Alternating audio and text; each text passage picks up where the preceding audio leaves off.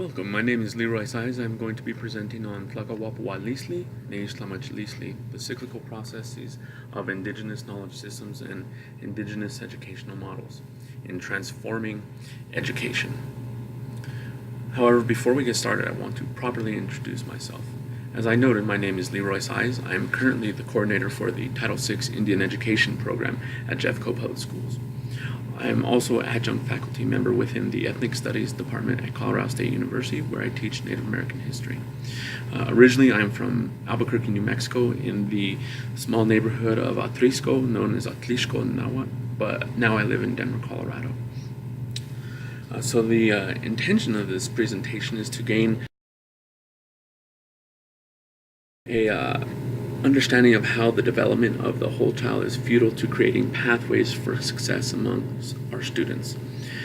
Being that I work for Indian education, I have always been aware of the cultural differences that exist between Native students, students of color, and white students. While there are differences in worldviews, thus impacting how we view education, what I do find similar is the need for students to be healthy from a social-emotional perspective.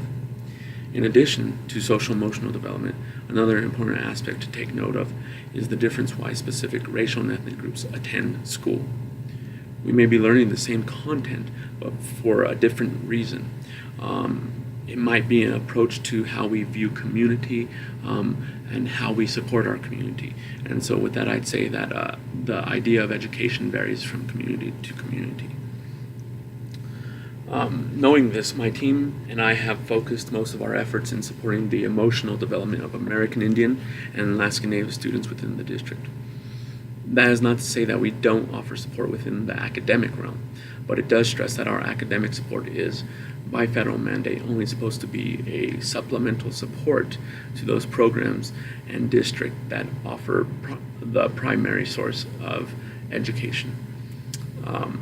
This leaves a window open for us to begin efforts in developing the social-emotional growth for all American Indian and Alaska Native students. That being our focus, I present to you this question. How do we balance the academics with the social-emotional growth of our children? We want to make sure that our students are leaving the school district with the focus on higher education, and they're headed into either furthering their education or gaining better access to the workforce in such a way that they are rooted or grounded not only in their community identity, but in a personal identity. Furthermore, as our students go out into the world, they encounter many obstacles that could easily guide them off course. We want to ensure that we have given them both the book smarts as well as the people smarts or the street smarts needed to maneuver various kinds of situations in a way that defines them as successful. A model that we apply for our students is NAL Comm, or the four directions. So for many tribal communities within North America, they might know this also as the four directions or four directions teachings. The idea within this model is to really give students a pathway into defining each step within the school, within education, or also within life. It serves as a map to help someone maneuver various situations they might encounter throughout life. For example, the East Tlahuapahualiztli is the region of spine light and represents knowledge, new beginnings, and belonging. We would go to the west from that point, Cihuatlampa, that represents mastery. On the slide it says the inborn thirst for learning is cultivated by learning to cope with the world, and the child can say, I can succeed. That also means that they are learning how to let go of the things that might hold them back. Then we would move over to Huistlampa. Huistlampa is about independence. That's free will is cultivated at that point. So once they learn about this new knowledge and they're able to let go of the things that might hold them back, they've also mastered skills, and from there they can move forward and have that independence to learn more about what it is they're mastering on their own terms. Then we would move on to Mictlampa, or the north, and that represents generosity. The slides identify as character is cultivated by the concern of others so that the child can say, I have a purpose for my life. Most of this knowledge coming from Martin Brokenleg in his book Reclaiming Youth at Risk. However, the other aspects of it specifically the Nahuatl comes from Atlixco. So this generosity component from the north represents, once we have gained knowledge, we have let go of the things that are becoming barriers to us accessing and furthering that knowledge through independence, we can then give it back to the community. The whole point of gaining an education within Native communities is to give back generosity. While we have these indigenous knowledge-based structures that can meet the needs of our students, we also need to know in what ways this forma is important, these structures are important. So there are 4 factors that also are impactful in destroying relationships or being self-destructive to students. And I think it's important to understand that this is where we would apply these 4 directions teachings when some of these ecological threats are being played out. For example, destructive relationships.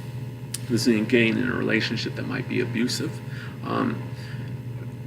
This impacts the academic success of students. If we're in a destructive relationship with our peers or with the rest of the student body or even with teachers or at home, this can take away from our ability to focus on education. And then climates of futility, coming from places where maybe poverty might define at least the exterior of who we are or where we're coming from, feeling like we can't achieve. There's nothing to achieve. Why would we achieve? 4 directions teaching, NAL Comm is applied to counter this perspective. And then learned irresponsibility, meaning we learn from the older kids in our community, from the up-and-coming adults, that we learned even from adults some irresponsible behavior, and oftentimes it is justified. So at least according to the people who are teaching us those irresponsible behaviors. And so NAL Comm, the 4 directions teachings, is put in place to counter that. And then a loss of purpose. Oftentimes our students are dealing with historical trauma. And because they're dealing with historical trauma, it might feel like we have no purpose. The 4 directions teachings counters this loss of purpose. Within Jeffco Indian education, we really applied NAL Comm within this other concept called Tlacahuapahualiztli, Neixtlamachiliztli, meaning giving strength, the emotional strength to our students and giving them the wisdom they need. And it's applied through this concept of corn growing. We apply the seeds, Neixtlamachiliztli, Neixtlamachiliztli, which would be belonging, mastery, independence, generosity. And if we nurture those seeds right, then we can go through these 3 steps that I have defined within education. Xochinitia, planting the seed, which would be the elementary, K through 6, in some places K through 5. And that's where belonging takes place. And then we also have the second round, which is Tlacelia, a round of struggle, and that can be considered maybe 6th through 9th grade, where we're starting to learn about who we are. Our bodies are changing, as well as our concepts of the world, and we're having to master ourselves. And once we do that, we get into Tlacahuapahualiztli, and that's the round of giving thanks. If we have raised the student and nurtured them in a way that they can grow accordingly, then they can become independent. We know that we can let them go out into the world. They can face whatever barrier comes their way, and they can maneuver without too much harm coming to them. To the point that if harm does come their way, it can be served, or it can be seen as a learning lesson. And then finally we have that Inishli and Yolot or Ometeo, and that's where this idea of generosity comes back. Ometeo is sort of like with American Indian community saying aho, it's like saying amen. We're manifesting what our intention, what our prayer was. And the way we manifest it is by giving back. And so the idea is that once we have gone through this idea of education, whether it's Western or an indigenous approach, we can then give it back to younger generations who are starting new in pre-K. So therefore, Indian education really pushes for that through our after-school programs, where we focus on these ideas of belonging, mastery, independence, and generosity. In conclusion, I want to let you know that the Indian education program is trying to fulfill this concept of education as being a whole child approach. We feel that this approach better sets our students up for success in both professional worlds as well as the community aspects of life. And such a personal responsibility and civic and global engagement can also take shape through these approaches and frameworks. Because Indian education program serves American Indian and Alaska Native students, we have strategically defined the district's vision and mission statement in terms of its applicability to Indigenous peoples within Jeffco schools. We feel by adding a cultural component to this process, we can further be successful in reaching program, district, and state goals.